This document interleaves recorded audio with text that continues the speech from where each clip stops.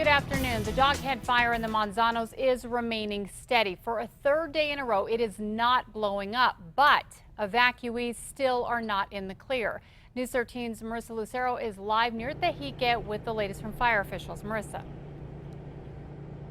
Kim, this Type 1 management team has split the Doghead fire into two sections to better maintain its resources out here. Now, fire crews say that as far as today, their fire lines are holding up and not really allowing that fire to spread too much, but say it's still far from over.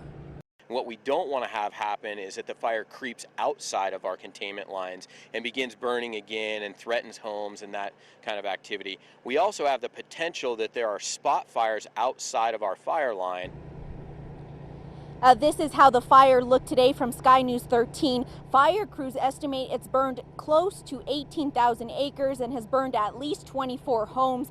Although we haven't seen a whole lot of smoke up in the air today, fire crews say it's still hot around their containment lines and that the fire could pick up at any time. Now, Jay Lucier, who is part of the Type 1 management team and oversees the east side of the fire west of 337, says crews on the ground are set up all along the edges of the fire lines and pushing their way in. Now, the big question has been, when will residents be allowed back into their homes? The Type 1 management team is working with the Sheriff's Department and local electricity companies to coordinate a time they feel is safe to allow residents back into their homes, but say the last thing they want to do is give them the okay and then have to pull them back out if the winds and the fire picks up again. There's no electricity within this area, and then the other concern is even though you see no smoke and no visible fire, things are still hot. There is fire still underneath the ground as far as with the root systems, things like that could spark up with the winds. Now, the sheriff says they are allowing residents to come back in and check on their livestock, but they have to stop here at the command post where Highway 337 and Highway 55 meet. Back to you, Kim. Marissa, you can see behind her how unpredictable and how quickly those winds can kick up.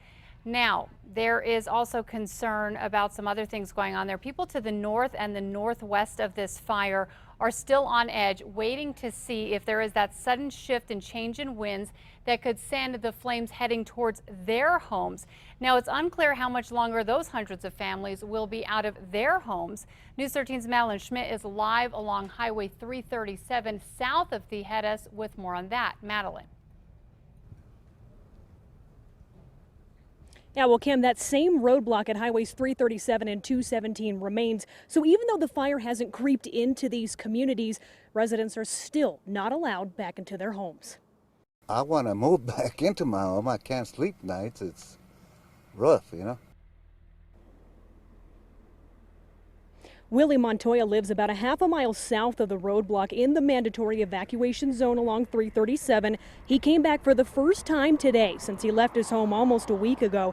He just wants to know that his home is okay, not only from the fire, but from looters. We've heard a lot of concerns from residents who have left their homes, worried that people are going to steal their things. Now, Bernalillo County Sheriff's Office says that they're working with the National Guard to do routine patrols to make sure that doesn't happen.